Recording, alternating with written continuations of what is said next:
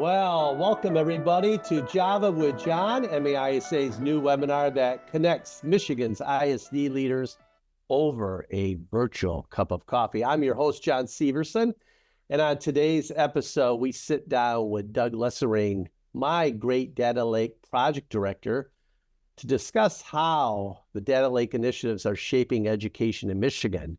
But before we get to our guest, I want to remind our listeners of our mission to empower ISDs as champions of student success and public education, which ties directly in today's conversation about the impact of MAISA's My Great Data Lake. So if you're new to this role, we're here to support you as you navigate the school year and its main responsibilities.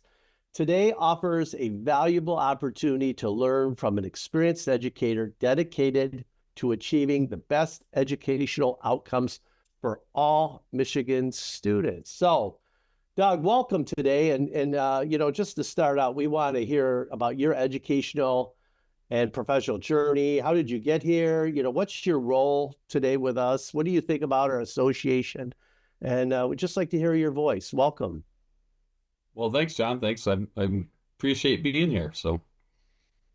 And I guess to tell you my path, I got kind of a non-conventional path. People see Dodger stickers on my laptop and they like to tease me.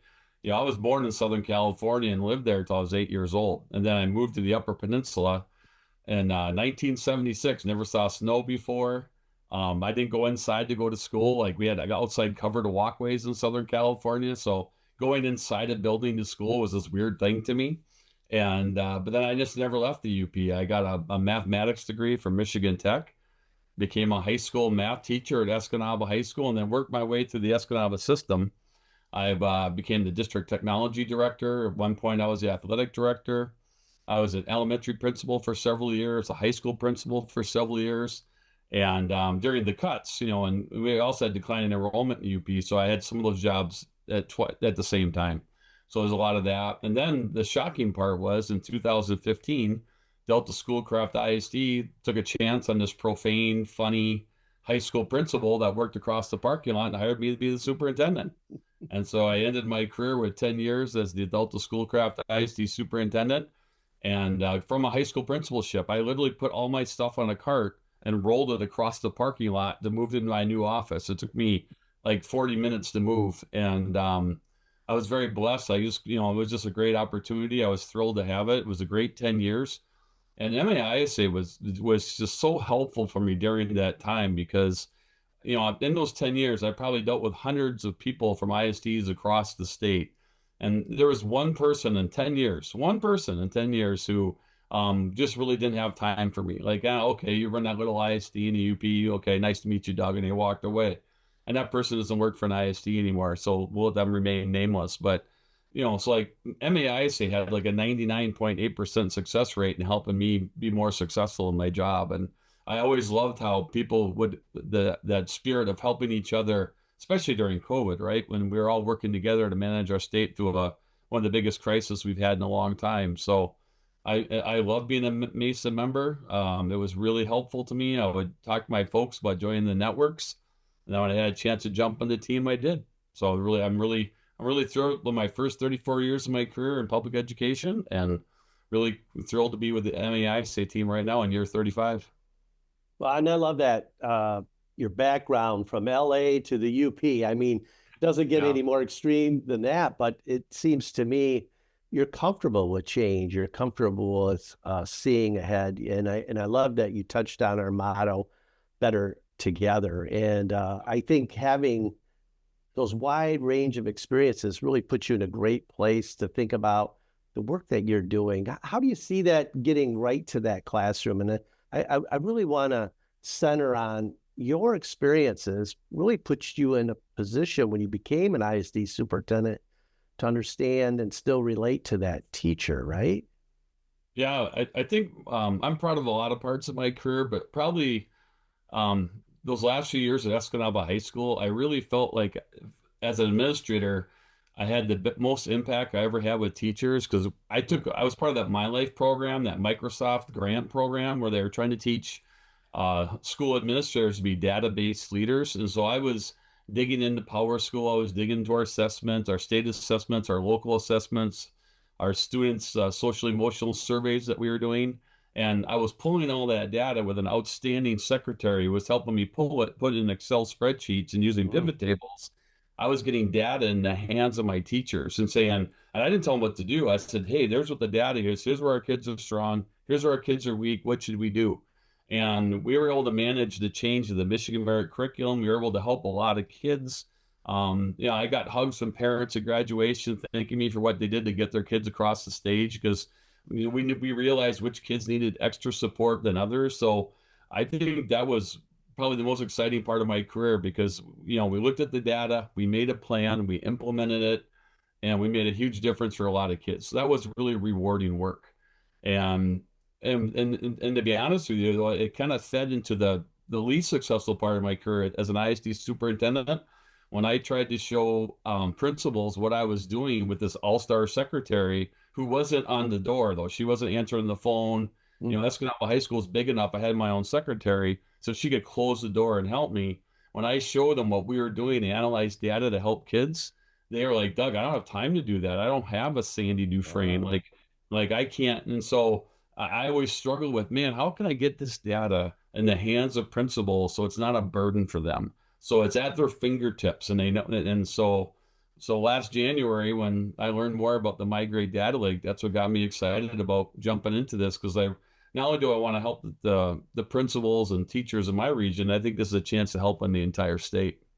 wow. And so in your voice, I hear that passion and you recognize that sense of urgency. So let's get right to it. So what is a data lake? For someone who's knows parts Yep. of this or heard a little Yep. bit, talk about the data lake. What is the data lake? Well, basically a data lake is a centralized repository, an online centralized repository that can just store large volumes of data. It can take structured data like spreadsheets and database tables and really structured data, but it can also take unstructured data like images, audio files, because these AI tools we have, they take all that information for students and they can ingest that data. They transform it into a format that's easily accessible. And then you can use other analytic tools for high-end data analysis and predictive analysis. And then you can also write applications to access the data the data can flow at a high volume. So like we've run into some issues with some of our applications because they can't scale up to support hundreds of schools at a time. A data lake is designed because that data is transformed, that it's done, it's ready to go, and then hundreds of districts can access the tool in the same time frame, and it works and it flows. And so it gives you access to data, and it helps because there's data that doesn't talk to each other, right? You have your social emotional data, your grades and attendance from your student information system. Maybe it's your curricular resources. There's all these data sets that we have that connect the kids that we haven't been able to connect it in one tool to say, what does this group of kids need? And these kids have the same weakness. What can we do to help those kids? Connect the My Strategy Bank to it and really reduce the time it takes for principals and teachers to understand, here's the weakness in my students, and here's some interventions I can try to support them. That's what's exciting about it. That's what gets me fired up about this. I like too in this that it leads into the next question about, we have MAISA, have programs, services, initiatives. We're connected to all the networks, our general education, special ed, all our tech folks. I think of sometimes people want to maybe silo some of this work, and say that's Data Lake over here, my KIPS over here. Talk about how these programs and services can all work together and connect to that great data lake. Talk about how there's connectivity and functionality in that space.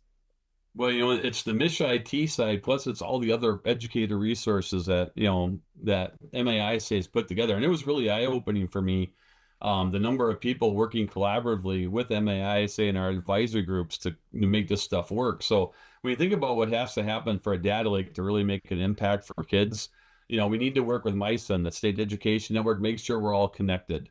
We got to work with MyCloud and MySecure to make sure that network is secure, your servers are secure, the data is easily available in a secure format that you have control over. And then as the data flows into the lake, you look at all those applications we have that the early literacy team and the early math team are doing, trying to connect things in the strategy bank, but it also flows into MyKIP because now the data flows into MyKIP, you're analyzing the data, and then you're determining what interventions that you're going to apply for those students.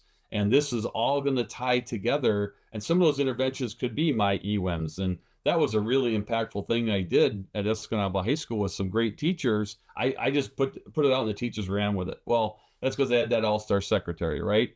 So as we're flowing this data through, and my EWIMs might be the right intervention for you. Who knows what it's going to be? But even things like My Coach Compass, compiling all this data and getting it to the state for you. So there's just all these different tools that are out there that they flow from collecting the data, analyzing the data, determining what interventions you're going to record, you're going to apply, and then measuring whether those interventions really made a difference for kids. It just flows right through the whole thing.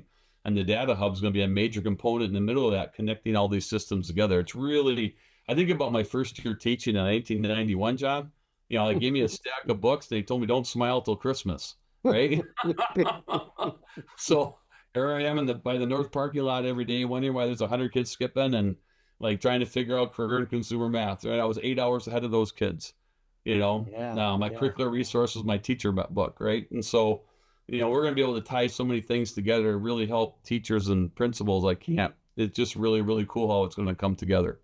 Well, you touched on something in there. You talked about my EWIMs. And so for our listeners, that's an early warning system that we're part of in designing. And it's not just saying, hey, these kids aren't coming to school. It's aligning the data, the reporting, but then the strategies, right? The strategies would flow with that.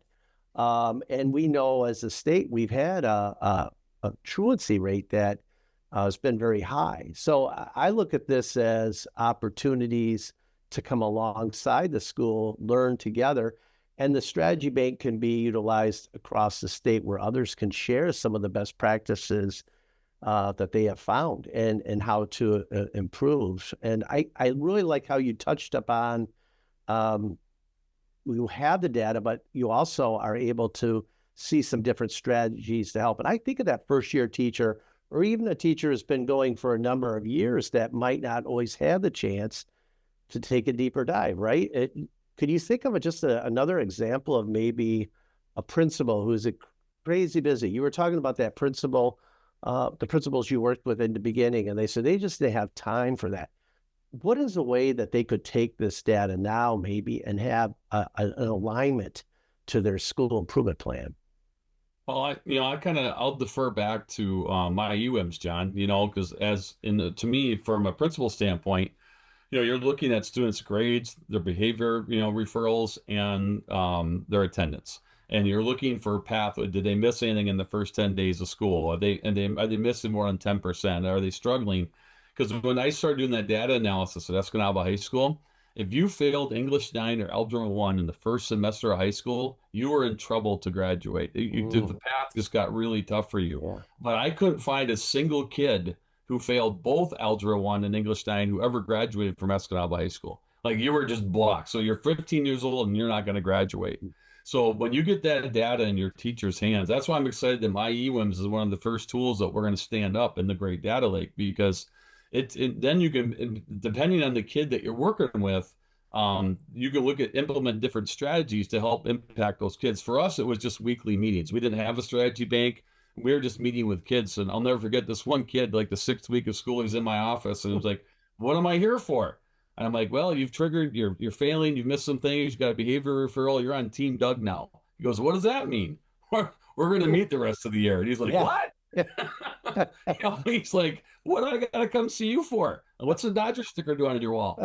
And I grew to love that kid. And we got him through his freshman year of high school. He passed everything, had a great moment with his mom at graduation 4 years later. But it's just the fact that I was able to get that data, and I had 5 people helping me, teachers and assistant principals, and we all took a group of kids, but we wouldn't have known that. We wouldn't have known what to look for, but I was compiling that with an all-star secretary, And the problem was, though, we were trying to use a purchase tool, but the purchase tool was really rigid. Like we couldn't get them to change it and tweak it for things that we wanted to do.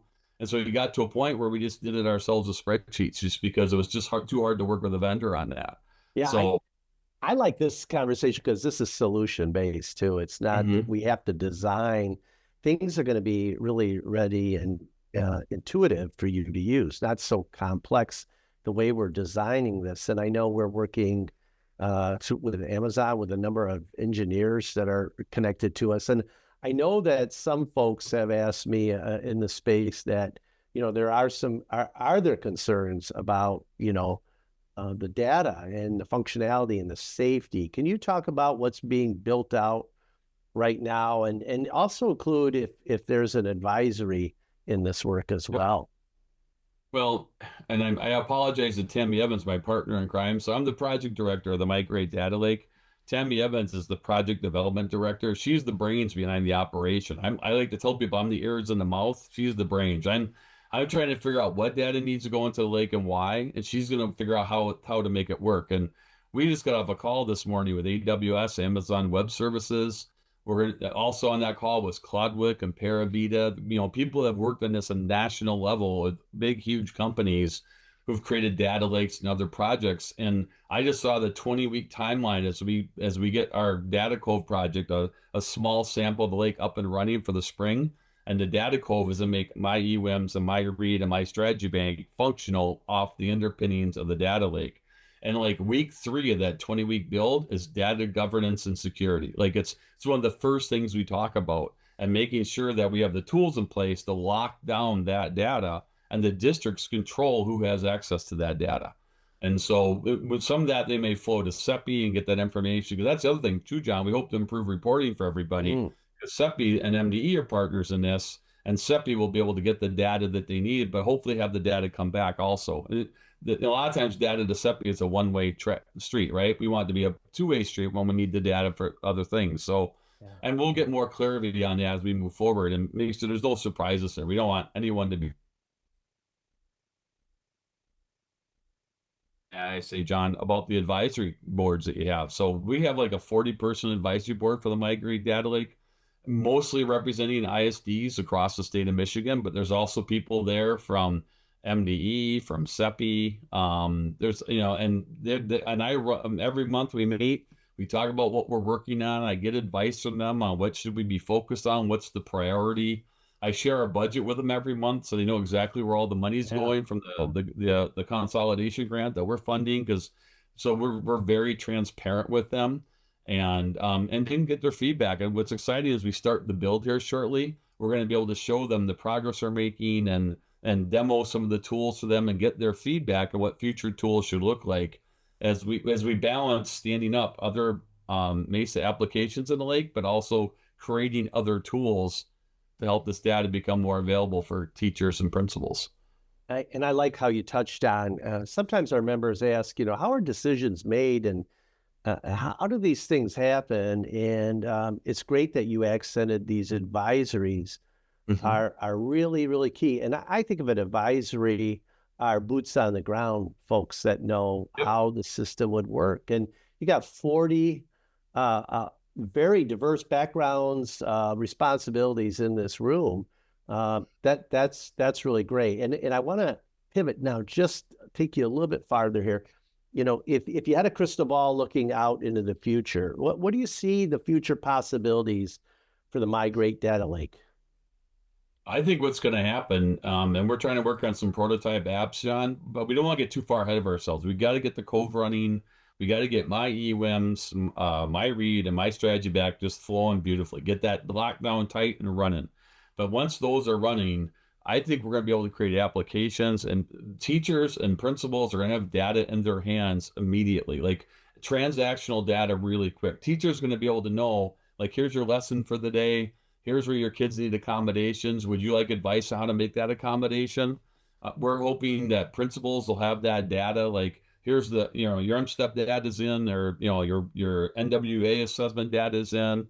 And then here's the strengths and weaknesses of your kids. Here's some things to consider in your classes to make a difference for kids. So I think you're going to see principals and teachers have this data in their hands right away, not only for their data, but regionally and statewide. One of the examples, John, I had was we did some great things at Escanaba High School and Delta-Schoolcraft the last 20 years of my career. But man, did I struggle engaging low-income high school boys. That was my greatest challenge. If I got them hooked into CTE, I had them. But a good chunk of kids didn't take CTE, and I struggled to engage them in the importance of school. But I know there's schools in the state doing that and doing that well. So I don't have time to cold call 50 high school principals to find out who's hitting a hammer. But if that data is in the data lake and I can do that search, and as a principal, I can say, who's making a difference in this group of kids? And boom, 3 high schools pop up. I mean, that's going to be really powerful. It's going to save people time. They're going to be able to, you're going to be able to individualize the instruction for kids, knowing what their strengths and weaknesses are. And, like for me, John, I love math and science, but I needed help. Some of this data would have been really helpful. I just didn't do a lot with grammar. And so now when I type an email, Grammarly pops up. It looks like a crime scene, Yeah. So I would have needed more of that than I needed math and science. I'm pounding out calculus, but I'm just struggling to write a coherent paper for somebody, Some people say yeah, you talk like that too, Doug. But well, and I think of this too, it has capability of the artificial intelligence engines to be designed that even if you ask for a strategy, it might even take you nationally. We're thinking right now what Michigan's doing. There are places in the nation that are beating the odds in so many ways, and it can take what they're doing, but also tie it to research, maybe even tie it to a teacher's story and what transformed them. And I know we talked about all our partners in this work and all of our systems, Data Hub, MEMSPA, MASSP, MASA, MyLeap now getting involved, MDE, of course, and there's so many others. I think that is where our motto, Better Together, in an advisory to build a system for the most important thing is to ensure all kids are successful. So here's my last question to you, and you kind of touched on it earlier, but do you have any advice for ISD superintendents or first line administrators, especially new members? Since you've done this for a long time, you've experienced so many things. What would be, a couple things that you would really want to have them think about to help them become stronger leaders? Well, I think the number one thing MAISA did for me when I first joined was it was so easy for me to get in the room and meet with MAISA members, and whether it's frontline members from some of the big ISDs or the superintendents for all the ISDs. There was rarely a time I said, hey, this scenario just happened to me. And do you guys have any experience? And when they got done laughing, they're like, yeah, that happens to me 3 times a year, Doug. And here's how we handle it. And so I was a much better ISD superintendent because of MAISA and the members who would give me advice and answer my questions. And I'll tell you what, John, I know I'm 1,000 years old and I can't wear white tennis shoes because my daughter calls me a Q-tip. But you got to get in the room with people. I know virtual works and I understand it's a necessary evil, especially for a guy like me who lives in the UP. But you got to get in the room with people, and sometimes over a chicken sandwich or a brown pop at the end of the day, you just bounce ideas off each other. And that's MAISA is so welcoming to new members. You don't have to be intimidated. You can sit with anybody. I was in meetings with, Jim from Copper Country and DeVita from Wayne, and we're all talking like we've been friends for 30 years, and it's just a welcoming, friendly group. And you go to as many of the events as you can, try to connect virtually, and don't be afraid to pick up the phone and call somebody. I'd call Terrence Unger or Calhoun and, hey, Doug, how you doing? Yeah, I can help you with that. And it was just people took my calls. It's a great group for that. So try to get in the room with people as much as you can. Don't be afraid to call people, and just do the best you can to attend MAISA events. Because even in the networks that I'm going to now, I'm just blown away at what's happening across the state, the cool things that are happening that I wish I knew more about. I'd even go to some network meetings if I could find the time. Go to Metal, go to ECAN, go to SEILN, just to get a handle on what's happening in these groups. Because man, a lot of it's coming together too. It's really exciting, and get active in the group, and it's just going to help you be a better ISD superintendent. Yeah, you know, there are so many things going on that are really good, and many times we have to talk about the tough subjects. But what gets me excited about is this type of work, connecting all the systems. And you know, I would agree. I was 8 years an ISD superintendent, and you could sit at any table, you could call anybody for help. It's one of the most collegial groups I've ever worked with, and I'm so proud to be the executive director. So, you know, Doug, we really appreciate you. You are doing an amazing job. You're very visionary, and you're very passionate about this work. And we thank you for being here today. And I know people can give you a call if they have any questions or would like to talk deeper, or maybe they want to, you know, go to an advisory meeting.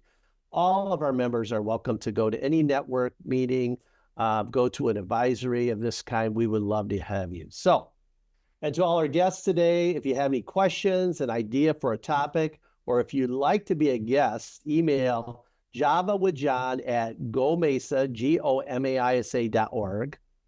And don't forget, visit gomaisa.org to explore our resources and stay connected. And yes, we have a data lake piece on our website if you want to check it out. So until next time, keep leading and serving with vision and passion. And remember, we are better together. Thank you.